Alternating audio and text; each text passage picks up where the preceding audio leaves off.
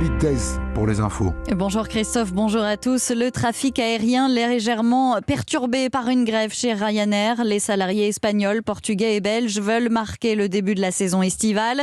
Un mouvement qui sera suivi demain en Italie et en France. Hôtesses et stewards réclament des embauches et des hausses de salaire.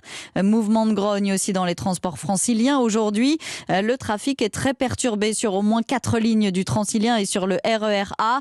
Le RER B qui dessert le Stade de France fonctionne quasi normalement. Le Stade de France où se déroule ce soir la finale du top 14 entre Castres et Montpellier. La secrétaire d'État Chrysoula Zacharopoulou visée par une 3e plainte pour violence, plainte déposée hier. La victime dit avoir subi des violences gynécologiques lors d'un rendez-vous avec Chrysoula Zacharopoulou pour soigner son endométriose. C'était en 2018. Elisabeth Borne occupe le terrain en l'absence d'Emmanuel Macron. La première ministre s'est rendue ce matin à Bailly-Romainvilliers au domaine Village Nature Paris, un établissement qui a bénéficié d'aides exceptionnelles pour recruter des apprentis. Elisabeth Borne qui va par ailleurs poursuivre ses entretiens avec les chefs des groupes parlementaires.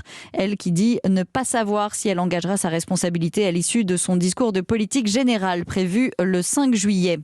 Le procès des attentats du 13 novembre entre dans la dernière ligne droite. Les avocats de la défense vont prendre la parole pour éviter la prison à vie à Salah Abdeslam.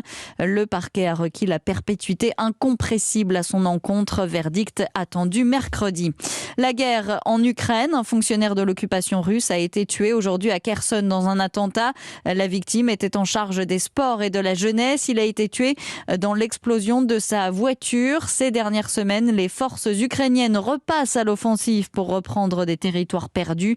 Les forces ukrainiennes qui ont reçu l'ordre de se retirer de Severodonetsk, cette ville clé pour la conquête du Donbass. Selon le gouverneur régional, Severodonetsk a été presque réduite en ruine par les bombardements continuels. En France, la reprise du Covid se confirme depuis la fin mai. Les contaminations ont été multipliées par 3. Dans 25% des cas, c'est la faute au BA5, variant d'Omicron. Il est plus contagieux et les symptômes sont plus marqués. Et puis l'Ardèche, la Drôme, l'Isère, la Savoie et la Haute-Savoie sont maintenus en vigilance orange aux orages. Alerte levée pour le Tarn et l'Aveyron.